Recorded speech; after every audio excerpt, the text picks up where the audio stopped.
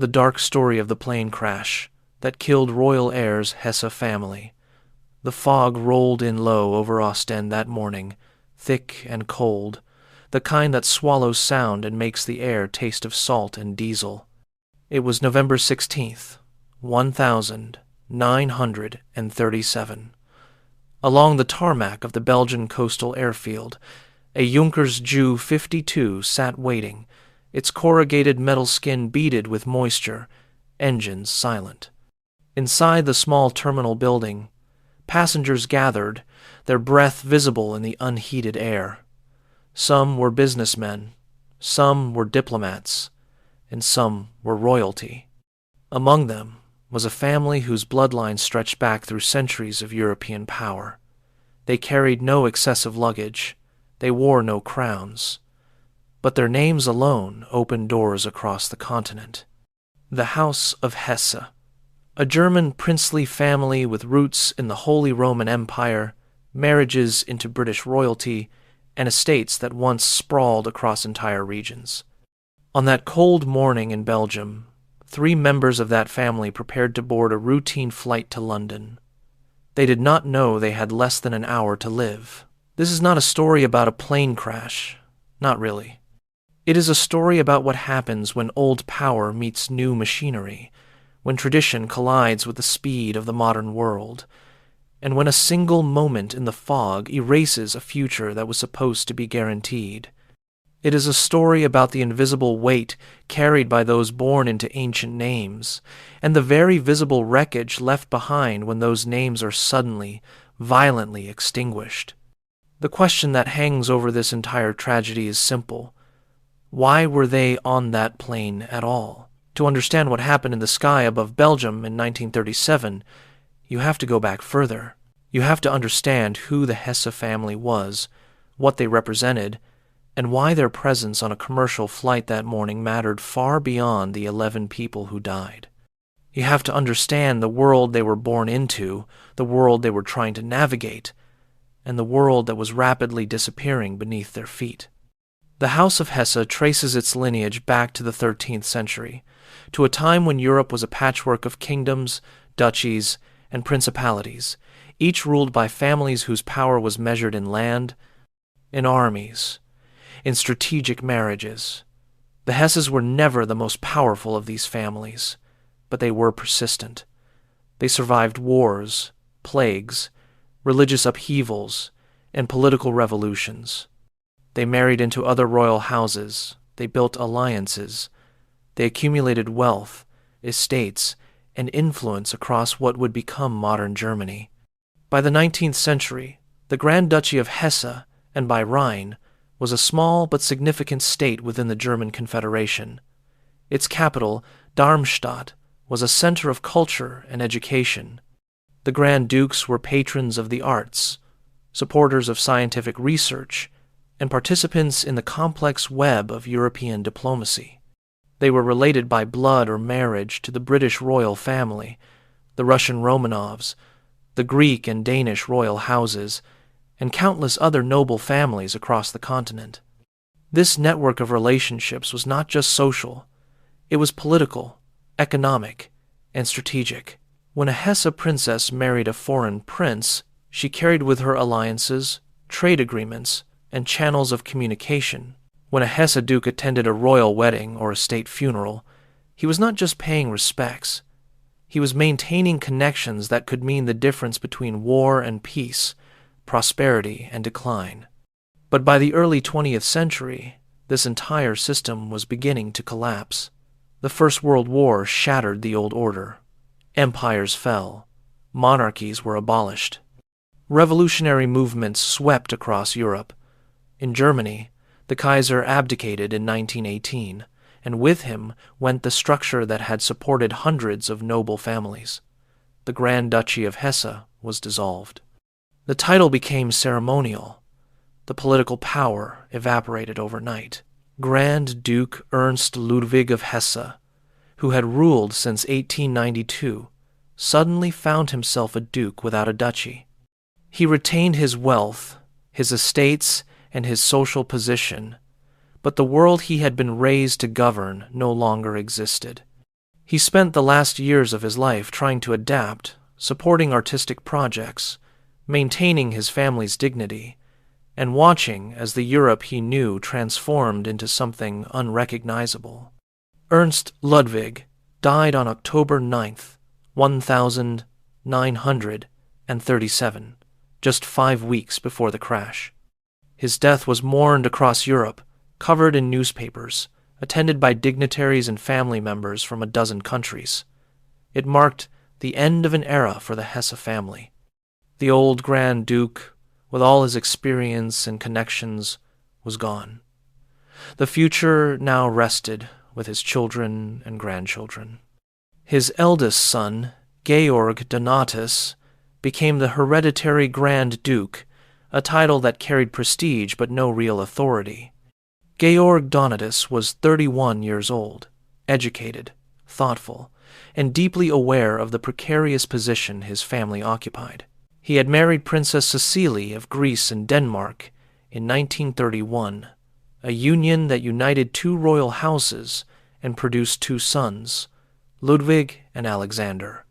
A third child, a daughter named Johanna, had been born in 1936 and was still an infant. Georg Donatus and Cecily lived in Darmstadt, in the family palace, surrounded by the trappings of wealth but increasingly aware of the fragility of their position. Germany, in the 1932, was a dangerous place for anyone connected to the old aristocracy. The Nazi regime tolerated the nobility as long as they stayed out of politics, maintained appearances, and did not challenge the new order. Some noble families collaborated, some resisted quietly. Some simply tried to survive. The Hesse family did what many families in their position did. They maintained their social obligations, attended the right events, preserved their estates as best they could, and tried to shield their children from the chaos around them. They were not political activists. They were not revolutionary. They were people trying to hold on to a world that was slipping away.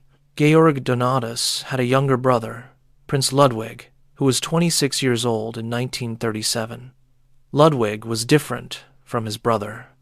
Where Georg Donatus was reserved and dutiful, Ludwig was more outgoing, more modern in his outlook. He had spent time in England, traveled widely, and moved easily between the world of European nobility and the emerging culture of the 20th century. He was engaged to be married to the Honorable Margaret Geddes, a young woman from a prominent British family.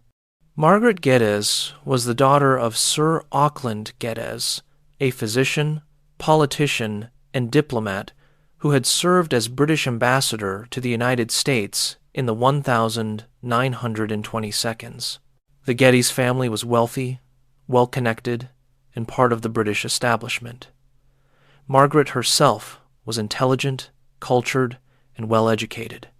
She had met Prince Ludwig through mutual friends, and their courtship had been followed with interest by society pages across Europe. The wedding was planned for November 17th, 1937, at St. Peter's Church in Eaton Square, London. It was to be a significant social event, attended by members of the British royal family, European nobility, and figures from British political and diplomatic circles. The marriage was seen as a bridge between German nobility and British society, a connection that was increasingly rare as tensions between Britain and Germany escalated. In the weeks leading up to the wedding, preparations were underway on both sides of the Channel. Invitations were sent. Flowers were ordered. The church was reserved. Margaret's dress was being fitted. Prince Ludwig was in London, attending to final details, meeting with family and friends, preparing for the ceremony. Meanwhile, in Darmstadt, the rest of the Hesse family was preparing to travel to London for the wedding. Georg Donatus and Cecily would attend, along with their two sons. The family had decided to travel by air, a choice that was becoming more common among the wealthy and well-connected. Air travel was faster than trains or ships, more convenient, and seen as a mark of modernity. But There was a complication. Princess Cecilie was 8 months pregnant. Her doctors had advised against the trip. The risk of traveling so late in pregnancy, especially by air, was significant. But Cecilie was determined to attend her brother-in-law's wedding. It was a family obligation, a social necessity, and a chance to celebrate during a time when there was little to celebrate. The decision to travel was not made lightly. The family discussed the risks, they consulted with doctors, they weighed the dangers against the importance of the event. In the end, they decided to go. It was a decision that would haunt the survivors for the rest of their lives. On the morning of November 16th, the Hesse family left Darmstadt and traveled to Frankfurt, where they boarded a flight to Ostend, Belgium. From Ostend, they would take a connecting flight to London on a Sabena Airlines Junkers Ju-52. The plan was simple, the route was routine, and there was no reason to expect any problems.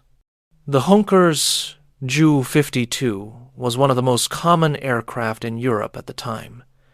It had been introduced in the early 1930s and quickly became the workhorse of European aviation. The design was distinctive, with a corrugated metal fuselage that gave it a ribbed appearance, 3 engines for reliability, and a fixed landing gear. It was not fast, cruising at around 150 miles per hour, but it was sturdy and dependable. Sabena, the Belgian national airline, operated a fleet of Ju-52 on routes across Europe. The airline had a good safety record. Its pilots were experienced, many of them former military aviators who had flown in the First World War or trained in the years after. The aircraft were well maintained, inspected regularly, and equipped with the best instruments available at the time.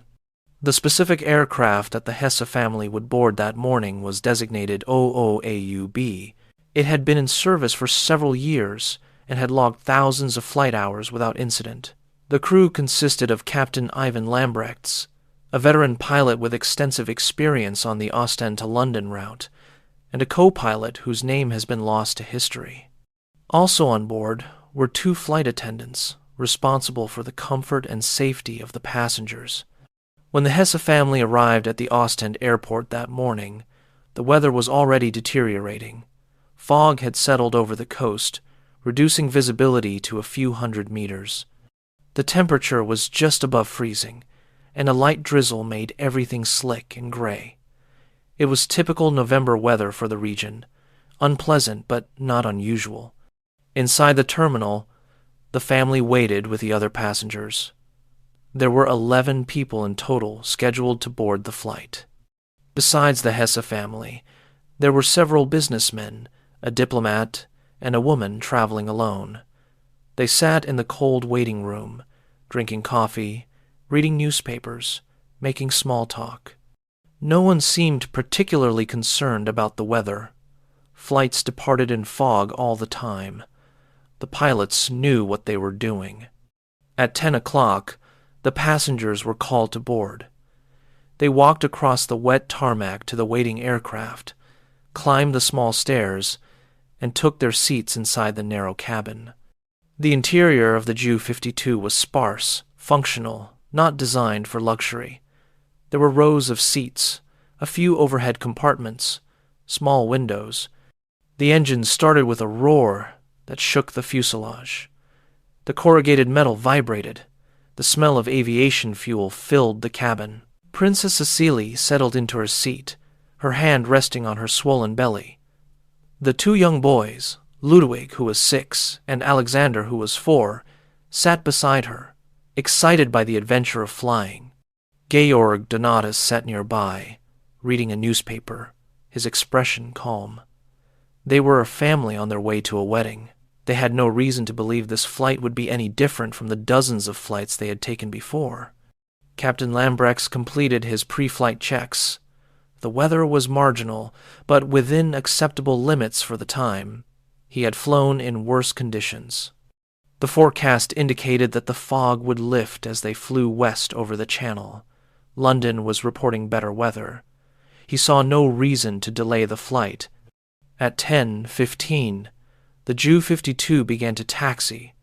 It rolled slowly across the tarmac, turned into position at the end of the runway, and waited for clearance.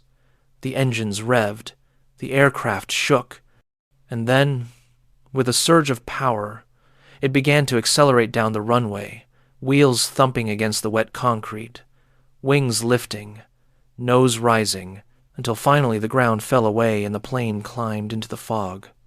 Inside the cabin, the passengers felt the familiar sensation of takeoff, the stomach-dropping moment when the earth releases its hold, the shift from solid ground to empty air. The vibration changed. The sound changed. Through the small windows, there was nothing to see but gray. The flight plan was straightforward.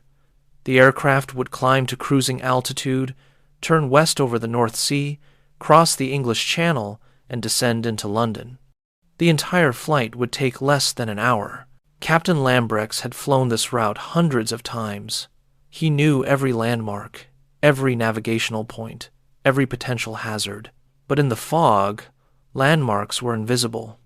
The ground was invisible. The instruments provided altitude and airspeed, but navigation in 1937 was still largely a matter of skill, experience, and dead reckoning. Pilots calculated their position based on time, speed, and compass heading. They estimated when they should be over certain points. They listened for radio beacons when available, but mostly they relied on their judgment. 15 minutes after takeoff, the Ju-52 was climbing through the fog at approximately 2,000 feet. It should have been well clear of any obstacles. The city of Ostend was behind them. The open sea was ahead. Everything was proceeding normally. And then something went wrong. For reasons that would be debated for years, Captain Lambrechts began to descend. Perhaps he believed he was further from the city than he actually was. Perhaps he was trying to get below the fog layer to establish visual reference with the ground. Perhaps his instruments were giving him inaccurate information. Perhaps he simply made a mistake. Whatever the reason, the aircraft began to lose altitude. It descended through 1,800 feet, then 1,500, then 1,200. The engines throttled back. The nose dropped slightly. Inside the cabin, the passengers would have felt the change, the subtle shift that indicates descent. At approximately 10:45, 30 minutes after takeoff, the Junkers Ju-52 emerged from the fog at an altitude of less than 500 feet. They were not over the sea. They were still over land. And directly in front of them, looming out of the mist, was a tall brick chimney belonging to a factory on the outskirts of Ostend. There was no time to react, no time to climb, no time to turn. The aircraft struck the chimney at cruising speed, the impact tearing through the corrugated fuselage like paper. The right wing crumpled. The engine mount sheared off. The aircraft immediately lost stability and rolled to the right, nose dropping, tail rising, the whole machine tumbling out of the sky. It hit the ground less than 3 seconds later, impacting a field beside the factory with tremendous force. The fuselage broke apart on impact. The fuel tanks ruptured. Fire erupted immediately, consuming what was left of the aircraft in a matter of seconds. The metal skin, the wooden seats, the fabric insulation, everything burned. Workers from the factory saw the crash and ran to help, but there was nothing they could do. The heat was too intense. The wreckage was too scattered. The fire too fierce. They stood at a distance, helpless, watching the smoke rise into the gray sky. Emergency services arrived within minutes. Fire brigades from Ostend poured water on the flames. Police cordoned off the area. Ambulances stood ready, but there was no one to transport. By the time the fire was extinguished, it was clear that no one had survived. The recovery of the bodies took hours. The wreckage was still hot, twisted beyond recognition. Pieces of the aircraft were scattered across hundreds of meters. Personal belongings, luggage, clothing, all mixed with debris. The recovery teams worked carefully, respectfully, knowing that among the remains were members of a royal family. 10 bodies were recovered from the wreckage. One passenger, a woman who had been seated near the rear of the aircraft, was pulled from the debris still alive. She was rushed to the hospital in critical condition, but died several hours later without regaining consciousness. She was the 11th and final victim. Among the dead were Prince Georg Donatus, hereditary Grand Duke of Hesse, Princess Cecilie of Greece and Denmark, their two sons, Prince Ludwig and Prince Alexander, and a newborn infant, a girl, who had been delivered either in the moments before the crash or during the impact itself. The baby had lived long enough to take a breath, her tiny lungs filling with air once before death claimed her. Also killed were a lady-in-waiting, who had been traveling with the family, and several other passengers whose names were recorded in the official reports but have faded from public memory. They were businessmen, travelers, people going about their lives, who happened to be on the wrong flight at the wrong time. When the news reached London, it arrived first as a rumor, then as a terrible certainty. Prince Ludwig was at the hotel where he was staying, finalizing details for the wedding the next day. A phone call came from the British Foreign Office. There had been an accident, a plane crash in Belgium. No survivors. The wedding was cancelled. Margaret Geddes received the news in her family home. One moment she was a bride preparing for her wedding day. The next moment she was a woman who would never be a bride. The dress hanging in her room would never be worn. The church would be draped in black instead of white. The flowers would be redirected from a celebration to a funeral. Across Europe, the news spread rapidly. Newspapers in London, Paris, Berlin, and Vienna ran front-page stories. Radio broadcasts interrupted regular programming. The death of a royal family was news, especially a family connected to so many other royal houses. Telegrams of condolence poured in from heads of state, from family members, from ordinary people who felt the weight of the tragedy. In Darmstadt, the news reached the palace where the youngest child, Princess Johanna, was being cared for by nurses and relatives. She was only 18 months old, too young to understand that her parents and brothers were gone, that she was now an orphan, that her life had been irrevocably changed. The investigation into the crash began immediately. Belgian aviation authorities, working with German and British officials, descended on the crash site. They photographed the wreckage, collected debris, interviewed witnesses, and began the painstaking process of trying to determine what had gone wrong. The initial findings were clear. The aircraft had struck a chimney while descending through fog. The chimney was approximately 150 feet tall, part of a brick factory that had been built several years earlier. It was not marked on aviation charts as a hazard. It was not lit or painted to make it visible. It was simply there, a structure that had never posed a problem before because pilots normally flew well above it. The question was why Captain Lambrechts had been flying so low. The investigators examined the wreckage of the cockpit instruments. The altimeter was recovered, still showing an altitude of approximately 400 feet at the moment of impact. This suggested that the instrument was working correctly and that the pilot was aware of his altitude. But altitude alone does not indicate position. The pilot needed to know not just how high he was, but where he was. In the fog, with no visual reference, this was extremely difficult. There were no radio navigation aids in the area, no radar, no ground-controlled approach. The pilot was navigating by dead reckoning, estimating his position based on his departure point, his heading, and the time elapsed since takeoff. The investigators concluded that Captain Lambrechts had likely misjudged his position. He believed he was further west, over the open sea, when in fact he was still over land, in the immediate vicinity of Ostend. When he descended to try to get below the fog and establish visual contact with the ground, he was still dangerously close to obstacles. The official report, released several weeks later, listed the cause of the accident as pilot error. Specifically, The pilot had descended to an unsafe altitude while still in the vicinity of the departure airport, in conditions of poor visibility, and had failed to maintain adequate separation from ground obstacles. The report made several recommendations, including better marking of tall structures near airports, improved weather reporting, and more conservative altitude minimums for departures in low visibility conditions. The report was thorough, professional, and final. It assigned blame to a dead man who could not defend himself. It provided an explanation that was technically accurate but emotionally unsatisfying. It did not answer the deeper question of why the flight had been allowed to depart in such conditions, why a pilot with so much experience had made such a fatal error, or why a family that had survived centuries of turmoil had been wiped out in a single morning.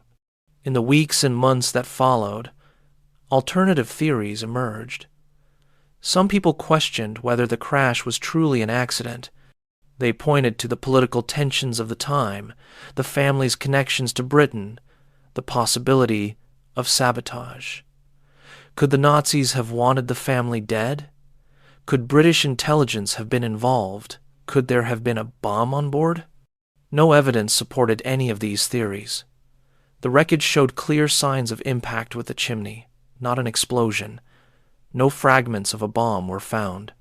No witnesses reported seeing anything unusual before the crash. The investigation found no indication of foul play, but the theories persisted, fed by the paranoia of the era and the human need to find meaning in tragedy. It was easier to believe in conspiracy than to accept that the fog and a moment of misjudgment could erase an entire family. Conspiracy suggested intention, purpose, a reason for the deaths. Accident suggested only chaos and indifference. The funeral was held on November 23rd, 1937, a week after the crash. The bodies had been transported from Belgium to Darmstadt, where they were laid out in the family palace. Thousands of mourners filed past the coffins, paying their respects to the dead. The coffins were draped in the Hesse family colors, adorned with flowers, surrounded by candles. The funeral procession wound through the streets of Darmstadt, past buildings that bore the marks of the family's centuries of rule. The entire city seemed to be in mourning. Shops were closed. Flags flew at half-mast. People lined the streets in silence, watching as the hearses passed. The service was held at the Rosenhöhe, the family mausoleum on a hill overlooking the city. It was a neoclassical structure, elegant and somber, built to house the remains of generations of Hesse rulers. Inside, the coffins were arranged together, the family united in death as they had been in life. Among the mourners were representatives from royal families across Europe.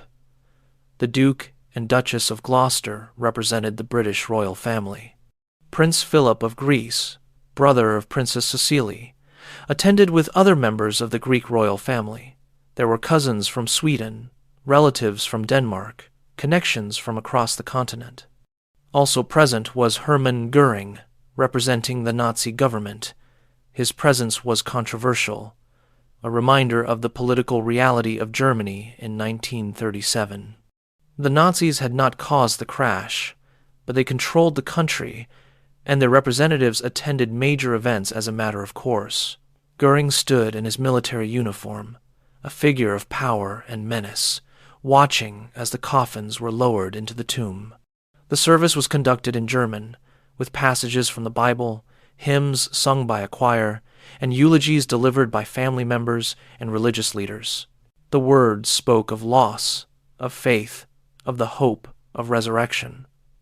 But beneath the formal language was a profound sense of devastation. This was not just the death of individuals, it was the death of a future.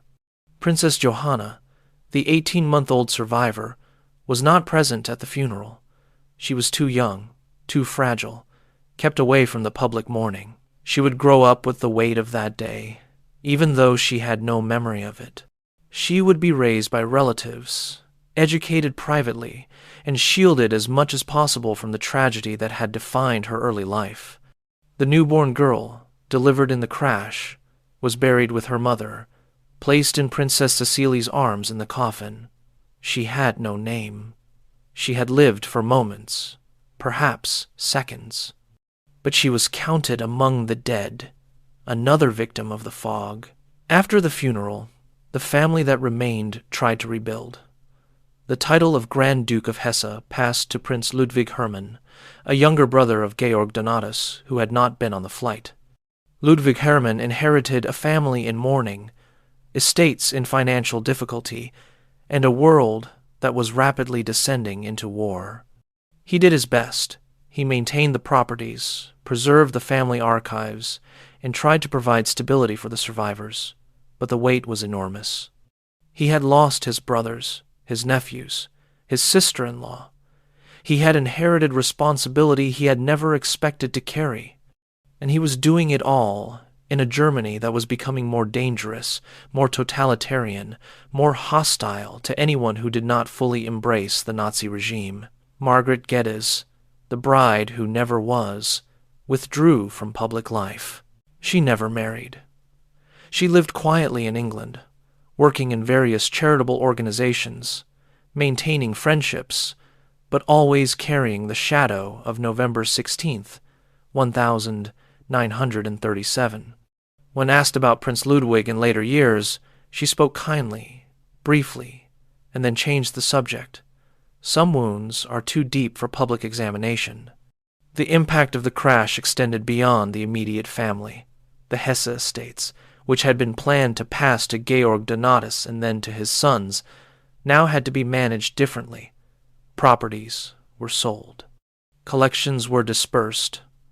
The economic foundation that had supported the family for generations began to erode more quickly. The broader network of European royalty also felt the loss. Princess Cecilie's death was particularly mourned by the Greek royal family. Her brother, Prince Philip, would later speak of her with great affection, remembering a sister who had been intelligent, kind, and devoted to her family. Her death, along with the deaths of her sons, severed connections that had linked the Greek and German royal houses. The crash also had implications for European diplomacy, subtle but real. The Hesse family had been one of many channels through which information, influence, and goodwill flowed between countries. The wedding between Prince Ludwig and Margaret Geddes would have strengthened ties between German nobility and British establishment circles at a time when such ties were desperately needed. The crash eliminated that possibility. Within 2 years, Britain and Germany were at war. The channels of communication that remained between the two countries were severed. Families that had been connected for generations found themselves on opposite sides of a conflict that would kill millions and reshape the world. Whether the survival of the Hesse family would have made any difference to this trajectory is impossible to say. History does not offer such clear counterfactuals, but their absence was felt. The technical lessons of the crash were learned slowly but thoroughly.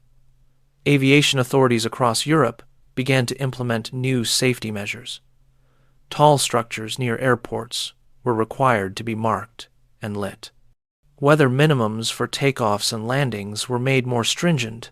Pilots were given more training in instrument flying, in navigating without visual reference, in making conservative decisions when conditions were uncertain. The development of radio navigation aids accelerated. Within a few years, systems were in place that allowed pilots to determine their position, even in fog, even at night, even when they could see nothing outside the cockpit. Radar technology, developed during the war, was eventually adapted for civilian aviation, giving controllers and pilots a way to see aircraft in real time. These changes came too late for the Hesse family, but they saved countless lives in the decades that followed. The crash became a case study in aviation safety courses, a cautionary tale about the dangers of overconfidence, poor visibility, and inadequate navigation aids. Every pilot who learned from that case study owed a debt, unknowingly, to the people who died in a Belgian field in 1937. But beyond the technical lessons, the crash left a cultural mark. It became a symbol of the fragility of the old European order, of the vulnerability of even the most privileged to the indiscriminate forces of modernity. The Hesse family had wealth, title, connections, history. None of it protected them. The fog did not care. The ground did not yield. The laws of physics applied equally to royalty and commoners. In the years after the crash, journalists and historians occasionally returned to the story. Articles were written on anniversaries. Photographs were republished. Survivors were interviewed. But as the decades passed and the immediate witnesses died, the crash faded from public consciousness. It became a footnote in history, a tragic incident mentioned briefly in biographies and genealogies. Princess Johanna, the youngest survivor, lived until 1939, dying at the age of 2.5 from meningitis. Her death meant that the direct line of Georg Donatus was completely extinguished. Every child he had fathered was now dead. The future he had imagined for his family had been erased entirely. Prince Ludwig Hermann, who had inherited the title, tried to maintain the family's position through the Second World War. It was not easy. The Nazi regime was suspicious of the nobility, especially families with foreign connections. The war brought destruction, deprivation, and danger. The family estates were damaged. The collections were at risk. The very survival of the family's legacy was uncertain. After the war, the world that the Hesse family had known was gone completely. Germany was divided. The aristocracy had lost what remaining influence it had. The grand titles meant nothing in the new order. Ludwig Hermann lived until 1968, spending his later years trying to preserve what he could of the family's history and heritage. When he died, the title passed to distant cousins, and the direct connection to the tragedy of 1937 became one more generation removed. Margaret Geddes lived until 1997, reaching the age of 83. She spent her life in England, working with charitable organizations focused on children and families. She rarely spoke publicly about Prince Ludwig or the crash. Her friends knew that November 16th was a difficult day for her, but she did not dwell on it publicly. She lived a full life, a meaningful life, but it was a life defined in part by an absence, by a future that was supposed to unfold but never did. In Darmstadt, the Rosenhohe Mausoleum still stands. Visitors can walk up the hill, through the gardens, and stand before the tomb where the family is buried. The names are carved in stone, along with their dates. The site is peaceful, well-maintained, a place of quiet reflection. Occasionally, descendants of the family visit. Occasionally, historians or genealogists come to pay their respects, but mostly it is quiet. The tomb does not tell the whole story. It does not convey the sound of the engines starting that morning, the feeling of the aircraft lifting off, the final moments of terror as the chimney appeared in the fog. It does not capture the grief of the survivors, the weight of the unanswered questions, the decades of living with loss. It offers only names and dates, the bare facts of who lived and when they died. But facts are not the same as truth. The truth of the crash is found not in the official reports or the marked graves, but in the lives that were interrupted, the futures that were canceled, the children who grew up without parents, the weddings that never happened, the conversations that were cut short. The truth is in the bride, who wore black instead of white, who lived 60 more years carrying the memory of a man she was supposed to marry. The truth is in the baby who lived for one breath, who exists only as a footnote in historical records, whose name was never spoken aloud. The truth is in the estates that were sold, the titles that passed to distant relatives, the continuity that was broken and could never be fully restored. The crash of the Sabena Ju 52 on November 16, 1937, was both an anomaly and an inevitability. It was an anomaly in the sense that it should not have happened. that a series of decisions and circumstances aligned in just the wrong way to produce disaster. It was an inevitability in the sense that it was the kind of tragedy that was always possible in an era when air travel was new, safety systems were primitive, and human judgment was the primary defense against catastrophe. The family that died that day was not special in their vulnerability. They were simply in the wrong place at the wrong time. But their deaths mattered, not because they were royalty, but because they were human beings with lives, loves, hopes, and futures. They mattered because their loss was felt by the people who loved them, because their absence changed the course of other lives, because their story is a reminder of how fragile our plans are. We live our lives making assumptions. We assume the plane will land safely. We assume we have time. We assume the world will cooperate with our intentions. Most of the time, we are right. Most of the time, the systems work, the technology functions, the judgment calls are correct, but not always. And the crash of 1937 is a stark reminder of what happens when those assumptions fail. The fog that morning was not unusual. The aircraft was not faulty. The pilot was experienced. The passengers were doing what thousands of other passengers did every day. Everything was routine until it wasn't, and in the span of a few seconds, everything changed. This is the terror and the truth of existence, that the line between normal and catastrophic is thinner than we want to believe, that the forces that protect us, the systems we rely on, the expertise we trust, can fail, that the world does not owe us our futures. The Hesse family learned this in the most brutal way possible. They boarded a plane believing they were traveling toward a celebration. They carried with them the accumulated weight of centuries, the expectations of their lineage, the plans for their lives, and all of it was erased in a moment. What remains is memory. The photographs of the family, formal and posed, staring out from frames with the solemn expressions of their era. The records of the investigation, filed away in archives, available to researchers but rarely consulted. The tomb in Darmstadt, visited occasionally, forgotten mostly. And the stories, passed down through generations, growing hazier with each telling, until eventually the crash becomes just another date in a genealogy, another tragedy in a family history full of tragedies. But for the people who lived through it, for the survivors who carried the weight of that day, the crash was not history. It was the central fact of their existence. It was the moment that divided their lives into before and after. It was the wound that shaped everything that came next.